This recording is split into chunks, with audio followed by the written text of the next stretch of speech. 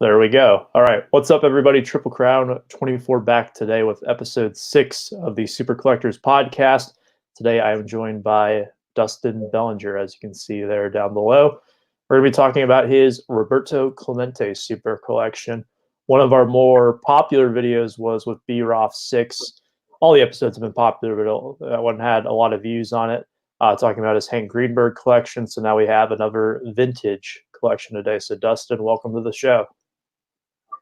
Thank you for having me. And I'll say definitely Brian's episode was one of my favorites because his Greenberg collection's just amazing. And for, a collection of a player from that time period to have as much breadth and depth of collection as he has, it's outstanding. So shout out to him there. There you go, Brian. I'm sure he'll be watching this at some point.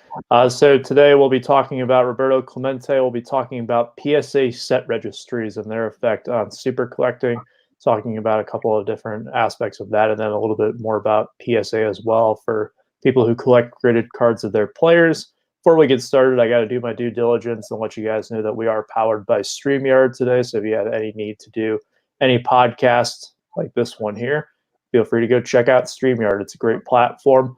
Also, I want to apologize to Ray I Collect Ichiro. Last time that I recorded this, I had a football game on in the background that actually got flagged for a copyright claim. So today there is no football on in the background for this video, but I apologize. I had to unfortunately take down episode 5.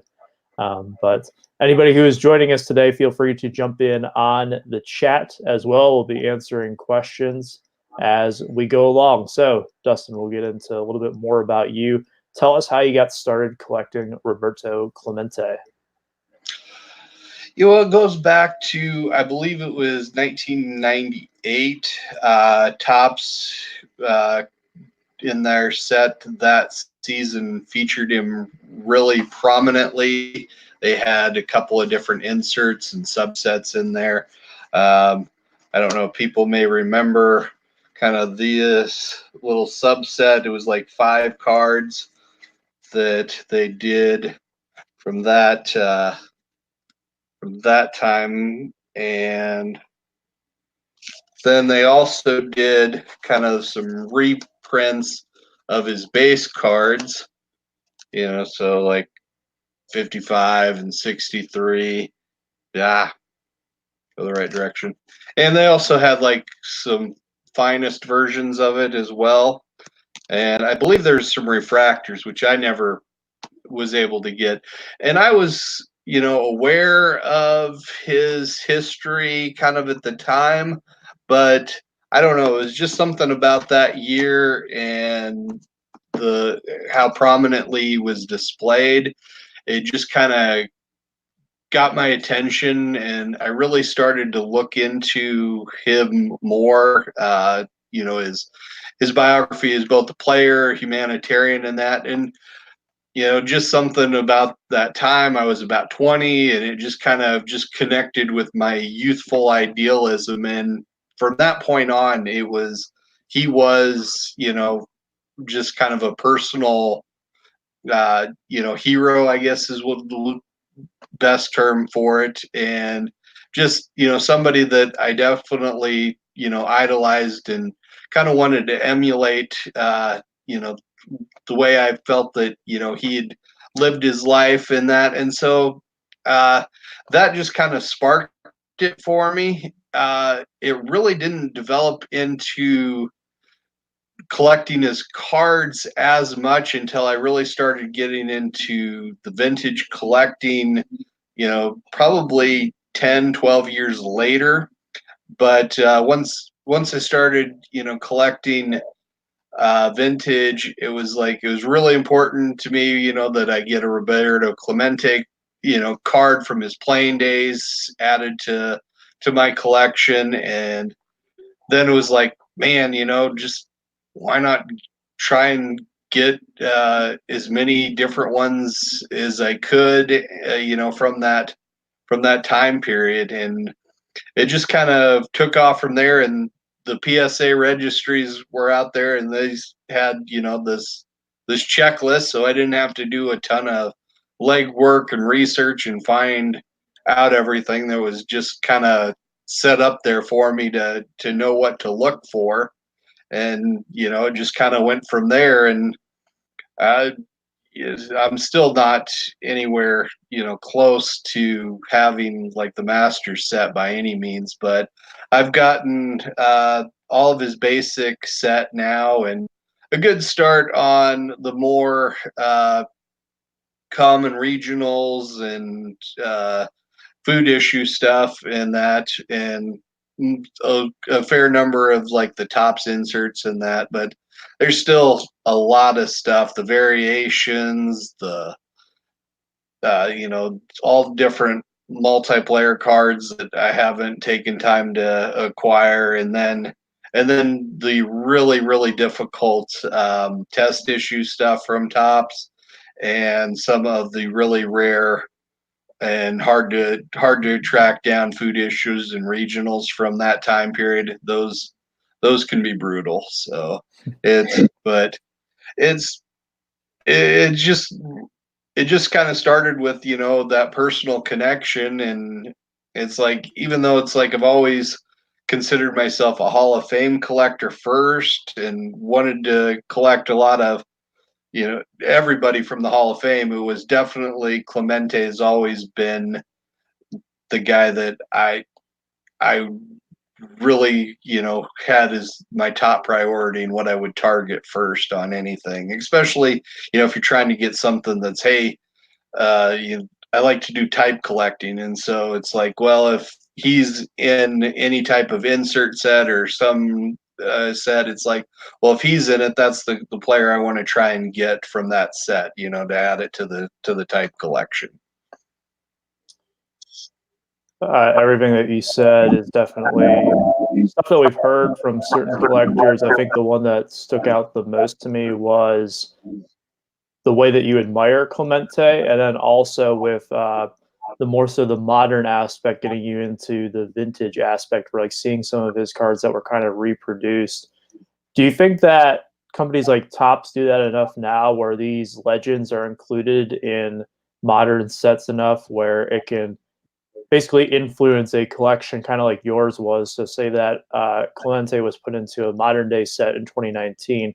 Do you think that those types of players get enough exposure in these products for new collectors who might not be familiar with their cards or want to get into the history of the game? Well, I'd have to say I think they get probably more now than they did 20, 30 years ago when we were young collecting. Because I mean, you take a look at, say, Stadium Club or Tops or Don, any set, there'll be a half dozen more players that are like Ken Griffey Jr. or there may be Clemente, Mickey Mantle. There'll be cards of Koufax. There'll be cards of those players in the base set that are retired, have been retired for quite a long time, and but they're in those base sets, or there might be short prints in there. And I think that does give much more exposure than what was really the norm, especially for more players. Topps did it in '98 for Clemente, and they did it for like Mantle a time or two, I'd say. But you know like say in the '80s, like '89 Don Russ, there's no retired players in there. There's in going through most of the '90s sets, uh, just like the Topps base sets. There might be a subset there that had turn back the clock or something like that, but I don't. I think they do a much better job of trying to connect to the history to the game than they did probably in our youth. Uh, so, and then of course you've got some of the Immaculate and some of the other sets that I think they target those older players even more so for the relics and things like that. I've noticed that too, especially with the Panini products, is that they usually have a much more deeper pool of players that they pull from, some more not as well-known Hall of Famers that perhaps Topps doesn't really touch on. Winto has a good comment there. One of the biggest travesties is Topps made him have Bob on his cards. That is something. They don't do that anymore, thankfully, and I'm sure you've got a good mix of both modern and vintage Clemente. So tell us a little bit about your collection as like an overview. How many cards do you have of Clemente, and what are some of your favorites that you have? So I have, I think, so his master PSA master set is like 246, 48 cards, something like that. There's a lot of duplication in there because of variations and things like that. But so I've got somewhere around 50 cards from that, and I've got a few more that are at PSA now, a pair of stamps and a 1966 rub-offs insert card that's there right now, and also my rookie card is actually at PSA doing a crossover. So it's a little over 50, but then I've got probably, I'd say, another 10 to or so cards that are in raw format that are larger size stuff, and the large stuff is expensive and kind of a pain in the butt to submit for grading. PSA doesn't give you any breaks on that. You can't do them part of a bulk submission, so it's like they you got to pay out the nose full price the whole load for that. And anything that's in a jumbo holder, that's it's close to $100 if you wanted to do one card and get it in the jumbo holder and then pay their exorbitant shipping price to come back to you. So, and a lot of that stuff's worth, I buy it, I might have spent 40-50 bucks on it to buy it in raw, and then to spend another 100 to get it slabbed. It's just,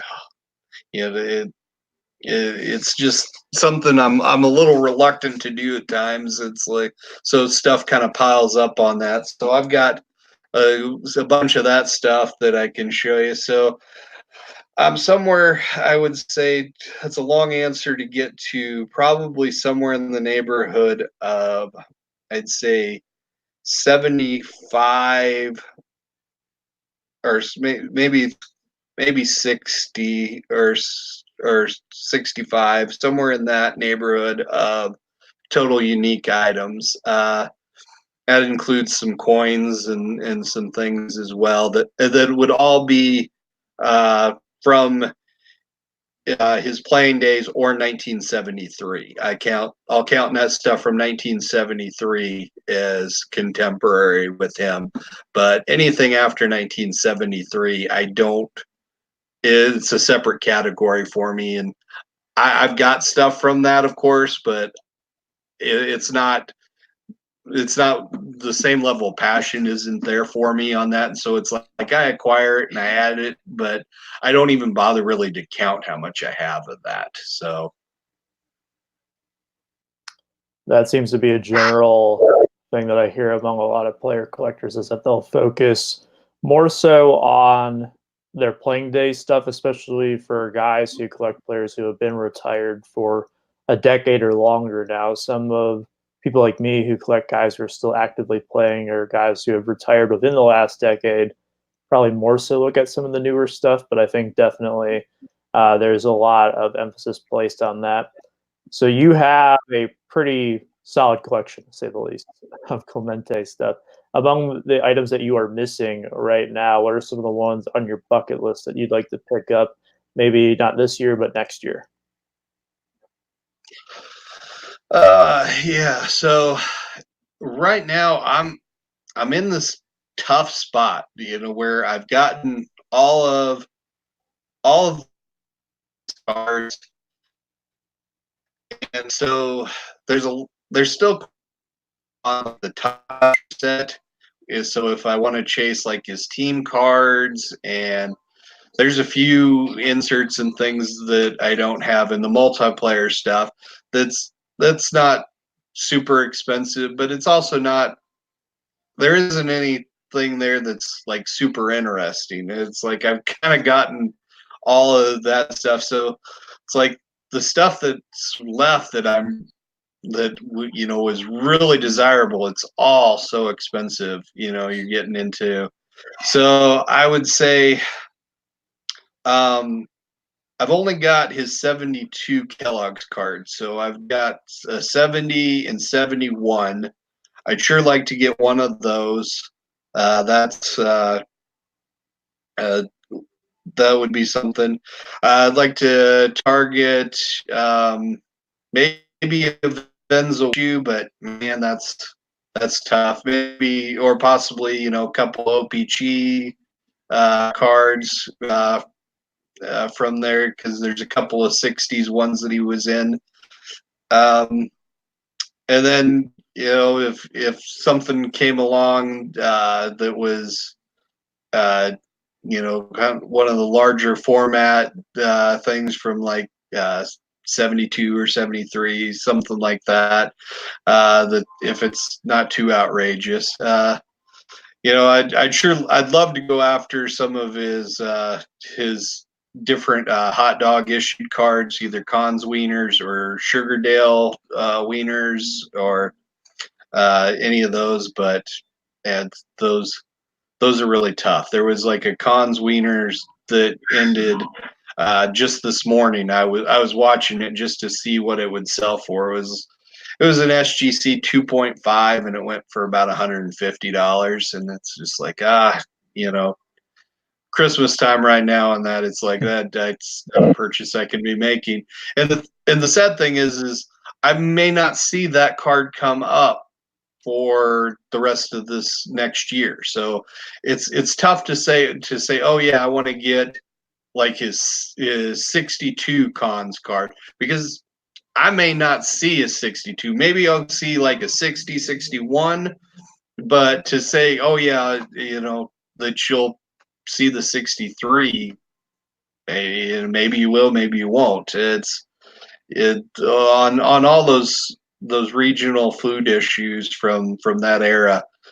They don't just show up on eBay every week. That doesn't happen. You'll get a couple listings maybe a year, and maybe a few in some auction houses. I watch a lot of auction houses, and I've only seen probably less than 10 total that are been for sale in the last couple of years.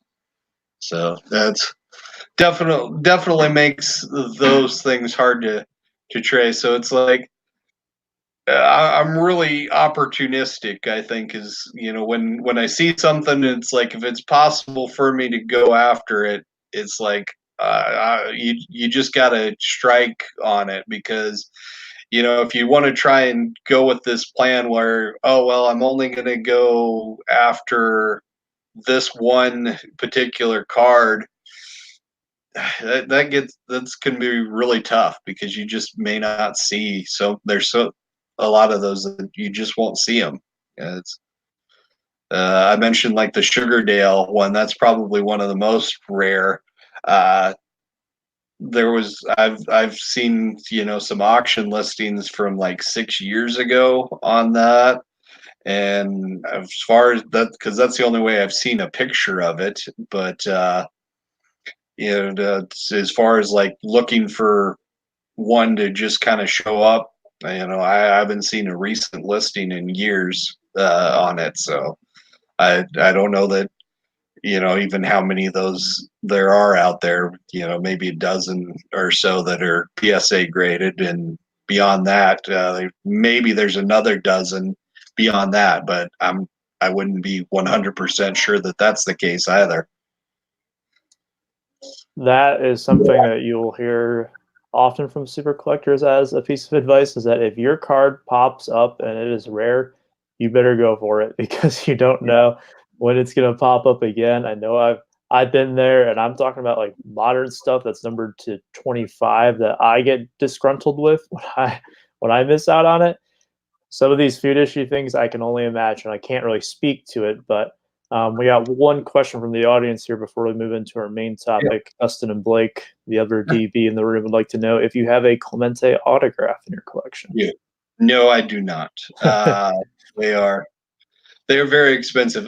When I see one come up in a listing, I'm always watching it. It's like, oh, let's see what that one sells for. And if it's an autograph on, and obviously been authenticated, and it's on any type of a card of him, that's $1,000 or more.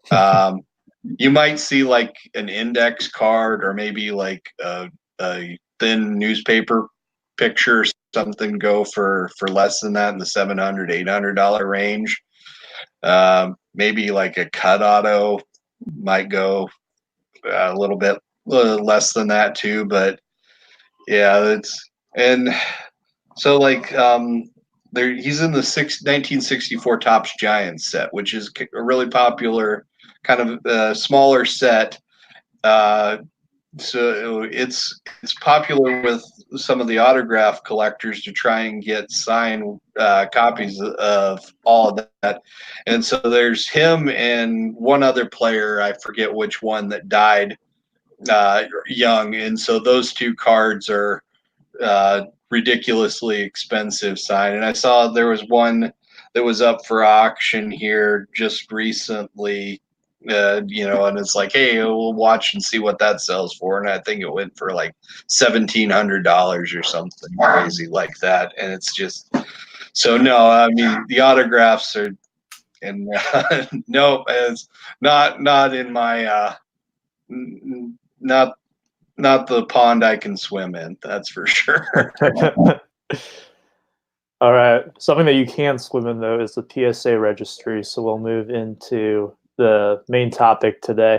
If you guys have any questions while we go through this, feel free to leave them down below, and I'll try to incorporate them in as we go along. And Dustin, feel free to point out any comments yourself, too, that stand out to you, especially if they're from Bob Lewis. But getting into the registry part of it. So I will show you guys kind of what it looks like here. Let me go into screen share.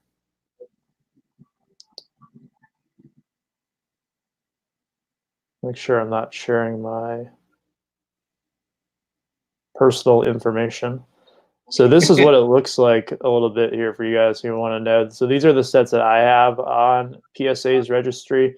So you can see that I have Cabrera's rookie set, basic top set, and master set. So this is kind of what it looks like.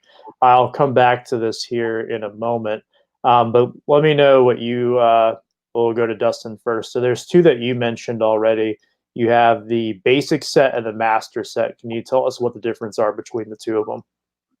Oh, so the basic set is his base card. So if it would only be his standard base card from each of your major sets. Now, back during his time, there was really just tops. There was also in 1963, Fleer issued a set, and he was included in that. So his basic set is really all of his base tops cards plus the Fleer 1963 Fleer. The master set gets in, and well, there's also the tops master. The tops master would be all of his tops cards. So that's any variations of base cards, multiplayer cards, any all-star subset cards, any insert cards that he appeared on. If the Pirates team card, since he was pictured on that, those count. Any league leaders cards that he is photoed on, those will be included as long as they're from tops. It also gets into a couple test issue things that, like, there's a couple white whales in there that are those are just the tough stuff. And then the master set, and then the master set is everything that's basically recognized by PSA from his career issued stuff. So that's going to be your food issues, Kellogg's, any team issued stuff that the Pirates put out. So team issued cards, any regional things that were put out, like as local advertising sets and things like that for like the radio station in Pittsburgh that broadcasted the games did a set. And so there's that. There's a set that was distributed at a shopping center in the 60s that he's included. So his card from that set is in there. Things like Kellogg's, Post Cereal, and I talked before about the Cons Wieners cards and those. Those would be some of the other things that are all included in that master set, and it also includes then, of course, like the Venezuelan tops stuff and like the OPG and that it really gets down into the weeds and the minutia there. That just about anything, if his picture's on it from that time period, and it can fit into a PSA slab. It's on that registry. So yeah, it gets pretty detailed. I'll pull this up one more time here. So this is what the basic set looks like, and now they have more distinctions of like the basic top set. So this is oh boy, let me pull. When you're dealing with like the modern players, it's like God help you, just the basic sets can be hundreds, if not thousands, of cards. Just because there's so many more sets. Right. So here's what this looks like here. So I have scans of mine in there, but it shows you what I have. It also shows you the population. So that's pretty common with these set registries. Let me go back here. So that's the basic set. Here's what a master set looks like. You can see it's a lot more in detail. You can see how many cards have been put in here. And these are only cards that have been graded that have been asked to be added to the actual registry by PSA. And it's pretty, let me click on this top guy right here. Pull up his stuff. You can see that it is very in depth, and you can put in notes and everything, but there are so many different types of cards in there. It is kind of ridiculous. Let me go ahead and go back. 1,000 more cards that that could be in there that nobody's taken time to add them to it because one of the guys that's doing that registry hasn't gotten a graded copy of it and tried to add it, and it's not there, so he submits it to be added. So there'd be a lot of them that may not be there yet. So exactly, this one right here is an example. This card is not on the registry. It's the 2011 black, and it's simply because I've been too lazy to request it to be added in. So there are so many cards like that that have not been added. So basic tops registry, this is what you're going to see in some of your basic sets. Master registry, going to be something more like this. It's not a basic card. It's a parallel. It's an insert. It's an autograph. So just so we have the terminology under wraps there. So with the master set and the basic set, we showed you guys a little bit about how they look. On there, you can kind of see the populations. You can also check on certain cards if any of them are for sale on eBay, what some of them have sold for before. How often do you use the resources that PSA provides to you through the set registries to track down the cards that you need for your collection? Not that often, actually, because I'm already searching eBay for most of these cards that I have. I've basically do a search for Clemente every day on eBay and just kind of run through what's for sale, at least on in auctions and that. And the only thing that I'm likely to be missing, is maybe there's a new buy it now item, but most of the time that's not something that I'm looking to to to do it. So, I don't really utilize their resources all that much as far as finding the cards, to try and, hey, what does this actually look like? Tell me more about it. I will use some of that, like their set descriptions and things like that, and or to try and figure out, well, what is this variation exactly? What does it look like? Um, like is when it says white back, it's like, really, what does that look like compared to a gray back? It's like something like that. Sometimes it's helpful to look at images and get an idea, so that if I'm out there and I'm looking at raw cards, I can identify, oh, okay, this one's the gray back, this is, or a white back, or something, or I know which line on the stats there's a variation for, so that I know where to look for that. There's those types of things I do, but more I tend to just kind of watch the auction houses and see what's being listed. More than that, and if it's something that's new to me, then I tend to go out and it's like, well, what's the story of this card? Where did it come from? What did what is there to know about this? And the population reports, I do actually kind of look at those and consult those. And mostly I'm not normally concerned. It's like, well, how many are in this grade or whatever.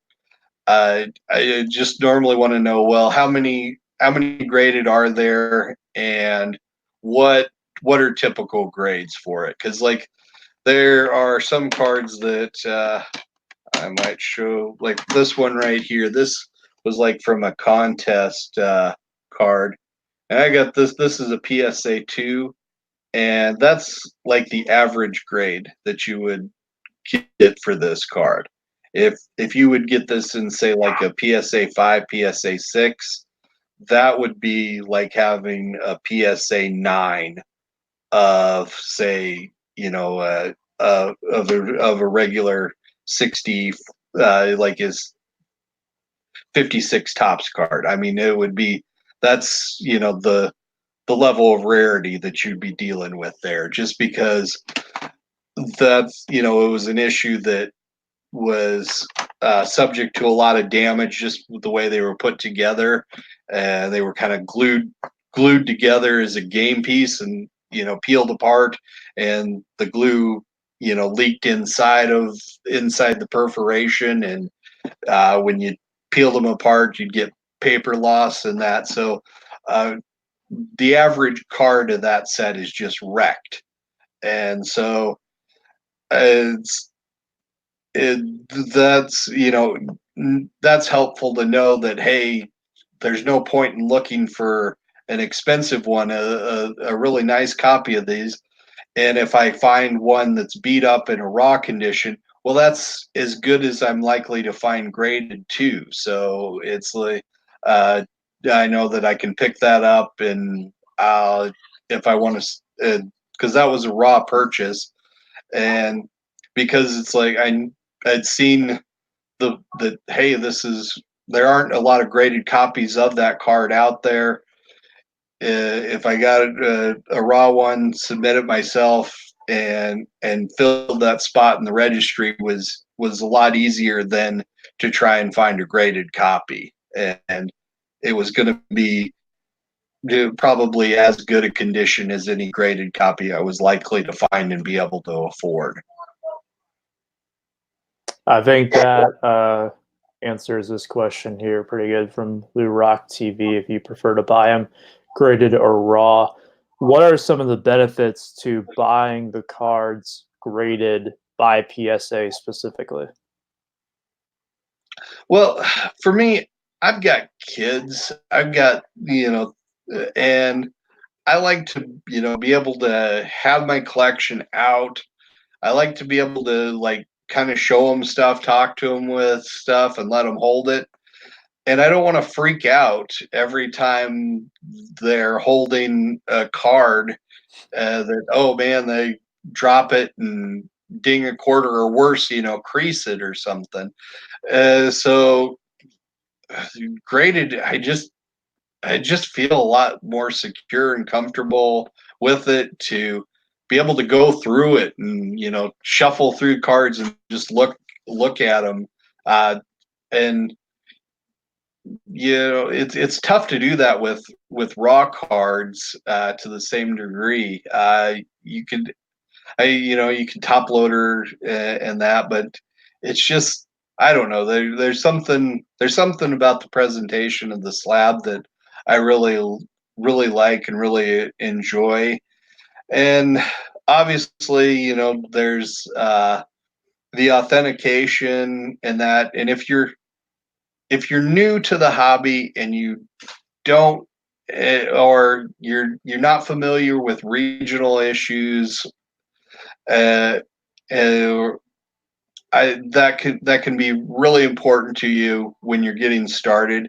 I don't think if you're an experienced collector in the vintage realm, it's like, I don't know that it's that necessary, because if you handle you know vintage tops cards from like 1965, if you handle a bunch of raw 1965, if somebody gives you a counterfeit 1965 card raw, and you're take it out of a top loader and hold it, you're gonna know almost instantly that this isn't legitimate, just because you know the way the card feels, and just the look of it in person.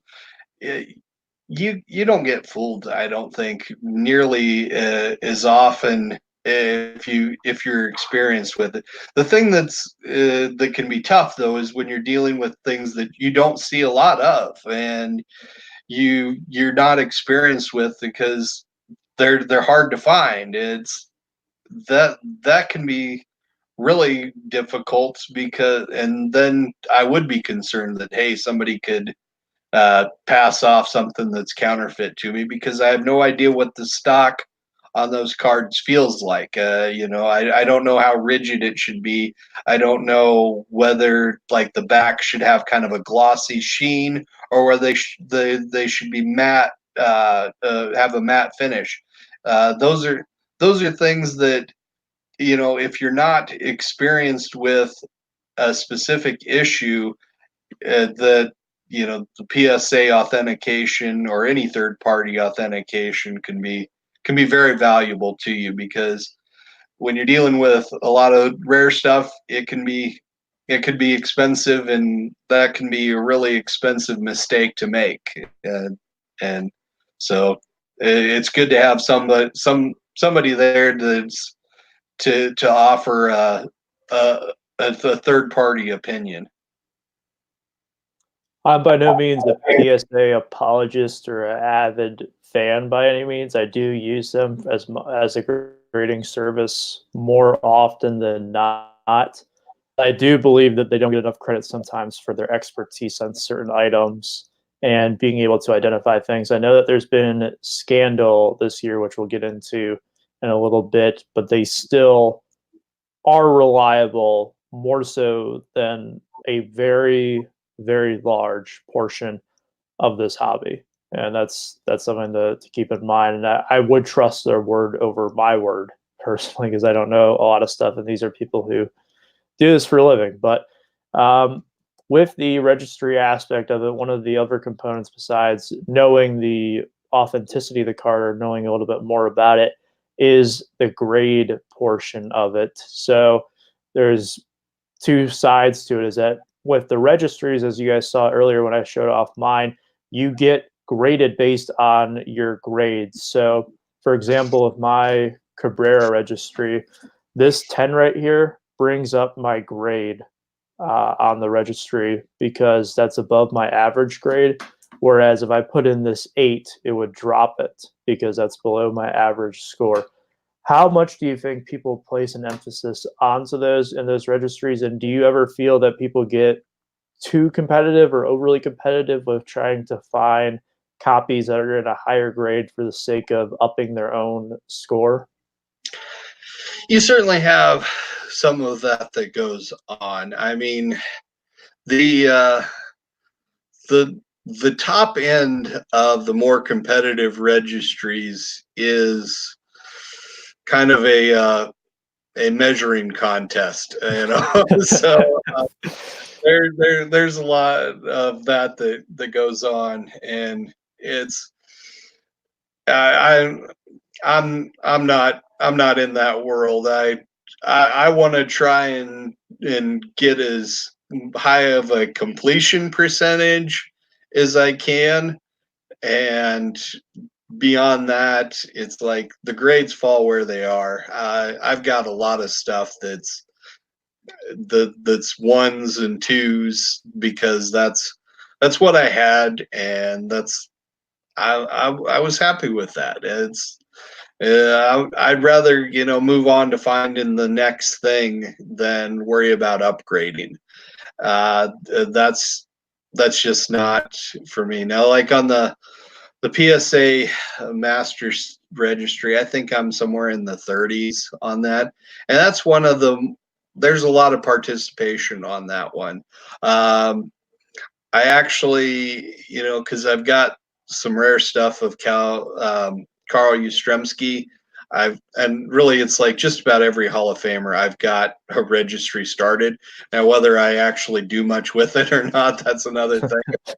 I it's like, well, if I've got a card, it's like I got to add it to a registry. So it's like, and if it's like a regional or something that's an oddball, it's always comes up, oh well, it's part of the master set registry. Well, okay, so I start the master set registry just to kind of keep track of what all I've got. And so like Yastrzemski's one that's a really competitive registry. There's some guys on there that are really hardcore with that. And uh, I get every now and then I'll get emails when somebody's selling, something like a rare OPG issue or something that's like, hey, I've got this up for auction at Heritage. You might need it for your registry. It's like that's the only registry I get to get those from. It's because it's just like that registry is really competitive, and there are other ones that are I think set registries get that way more, I think, than the player collector ones, um, especially with like the master set registries, because there's so much volume and there's so many things that can be really difficult to find and hard to track down. It's tough to be super competitive because there just aren't all that many players to go around. It's when you get like in the base sets, I think, those base set registries, because all those cards, you can find them pretty easy. So it's easy to get complete, and then there's nothing left to do except, well, how can I get higher by buying something that's another grade up or two, and worrying about the multipliers, because not every card is the same. You know that too. That they treat cards that are more expensive are given a higher weight in the grade. So like of course rookie cards or anything that might be a short print or something like that, they'll give it an extra bump in the grade. So even if you have like an 8, it may count for like 3 times points. So it's actually worth like 24 points. So having an 8 in that card is better than having a 10 of a card that's just treated as normal, as a normal weighting. So it's another way that the aspect of the there that where uh, it's like, hey, what can we do that'll steer you towards, you know, spending the most money possible? It's like, hey, yeah, we're gonna make these cards that are already more expensive. We're gonna give them bonus weight, so that just drives up the demand even more. So it's like it's just kind of a cycle that feeds itself there, because it's like, hey, they juice up the demand for it by increasing the weight, so the prices go up, and it's like, oh, I guess maybe we should reweight it. I have nothing to add to that. You summed it up perfectly there. Yeah, there's a lot of what you said that goes on there. I like this comment right here from Lou Rock TV. Just want the card. Grade is irrelevant. The eye appeal is more important. And eye appeal is the big thing. At the end of the day, it is your card in your collection. And I think that as long as you value the card, that's what really matters. I think at the end of the day, I had a moral conflict because I wanted to have a 10 of my Miggy Chrome traded earlier this year, and I bought a 9 instead, which saved me about $200 on the card. And it looks better than some of the 10s that I've seen before. And it's just, what do I really get out of having two 10s? I mean, Yeah. I just told you guys there that that's pretty much it. I get some bragging rights a little bit, but I have a nice copy of the card, and I have a copy of the card, which is important to me. So I'm sure, based on what you said there, you probably feel pretty similar about that. The Yeah, last I'm question. happy with my cards too. You know, it's like it's like there are some things I might have the worst graded copy. You know, in fact, I know I've got a couple things where it's like there's only 10 of them graded, and I've got the single lowest grade. But you know what? I've got one of them, so Right. it's like, you know what? I don't care. It's I mean, there's some stuff too, like I keep showing off this card, this black, which is an 8. How many of these are graded? This might be the only one. This card's numbered to 60, so I mean, you gotta have to take what you get on this because there are only 60 of these out there. You can't just pick from thousands of them to try to get like you can with certain cards. So, I guess my last question in terms of the registry part of it is, if you're going to give advice to anyone who's looking to start maybe a PSA registry of their player from whatever era they may be, what are some of the things that you would recommend to them when going about starting a registry, whether it be the basic registry, the master registry, or one of the different types that they have now? um it's going to really be dictated, I think, on what type of items you want to buy. Because if if you're really only looking to go with, you know, the base cards, then those base registries are probably the way to go. Um, but if you like the food issue stuff, and you like the things that are more unusual, you have to go with the master registry, unfortunately, because it's kind of a it's there isn't a good in between, on at least on most of the vintage side. uh, it's either just the Topps base cards or everything at all, because the only thing in between is all the top stuff, and that's where you get a lot of the what I call kind of the filler stuff that PSAs. It's like, hey, you know, we put this in the registry just so that you have to spend money to get a copy of this. It's the, you know, team cards, and you know, checklists that he might be pictured on, and it just there's just a lot of stuff there that it may not be as interesting. And then it can be like the formats too, where, let's say, so like right here, this is like Jello or Post cereal. I can't, whichever one it is, Post cereal. But so that's actually not quite a great example, but So the Jello one's a better one.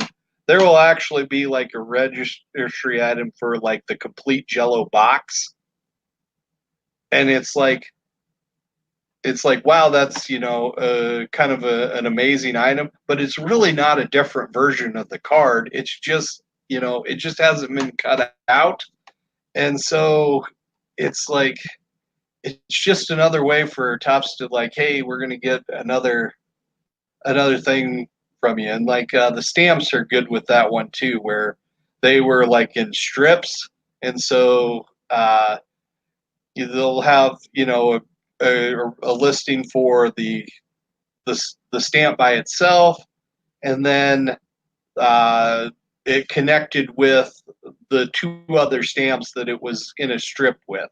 So whoever those two players are, and so you've got to track down just an uncut strip of them, and so that's one extra thing. And God help you if there was variations of who he was connected to, because then they'll make a listing for each of those, and you might have to track down 6 different variations to get all of them. So the master set registry can be a hell of a rabbit hole. So you've really got to be willing to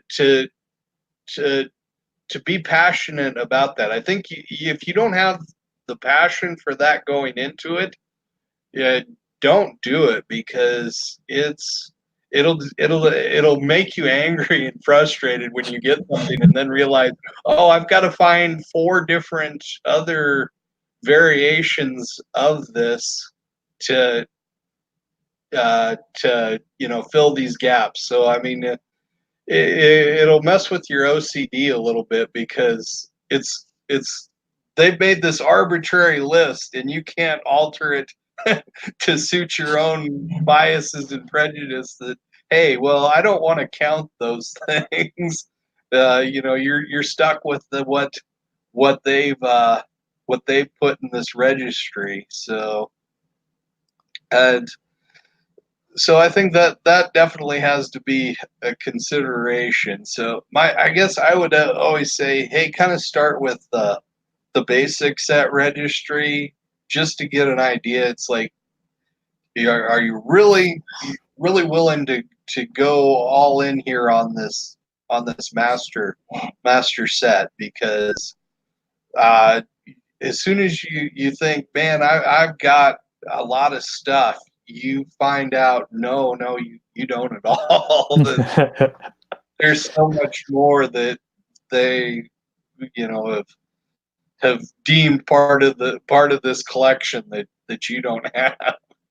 And then you might get frustrated too, because you'll buy things and thinking, hey, maybe it's part of the registry, and then discover, oh, well, because PSA doesn't grade it, it doesn't count. And you're like, oh, it's like, come on, this shit. Yeah, don't take the red pill if you are not ready to fully go down the rabbit hole of the master set registry. Decided to pop in and photobomb us here, so we've actually had like a streak now of like guest appearances here on the podcast. It always happens at this time. All right, so we'll wrap it up today. Dustin, any final thoughts for us before we wrap it up? Man, just collect what you like. I know we thought we'd talk a little bit about Slabgate. I'll throw my 2 cents in there. It's like, I mean, there's no third-party grading company that's perfect. They've made mistakes. Cheaters in everything are always ahead of people that are trying to play by the rules. We get that in sports all the dang time. The cheaters are always out there in front, and when they get caught, it's you do what you can to correct it after the fact. But that's going to go on, but there's always going to be a need for it, because before there was always discrepancies on, well, what condition is this in?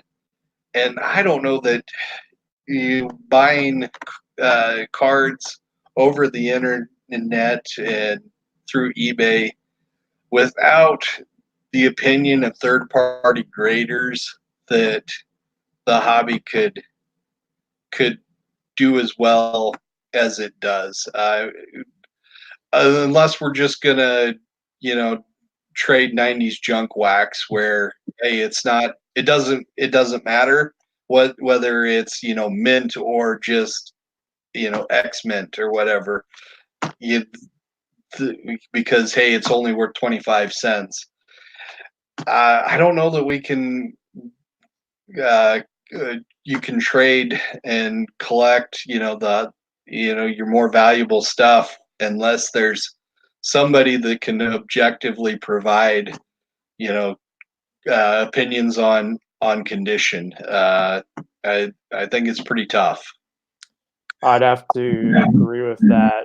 As someone who has sold on eBay before, personally, I've had very, very few experiences with issues with buyers, but I do know I see it more and more often now where buyers will want returns on certain items over condition disputes, and whether they're warranted or not, it is very prevalent. And a lot of times, especially if you're a seller of cards, you have to be able to protect yourself. And if you're a buyer too, you also want to make sure that you are getting exactly what you paid for, basically. And there's a lot of subjectivity to it, and sometimes it's best to go with the predominant source, even despite their faults, but and just work towards correcting those faults in the future. So, Dustin, big thank you for coming on today. Had a great time talking about this with you.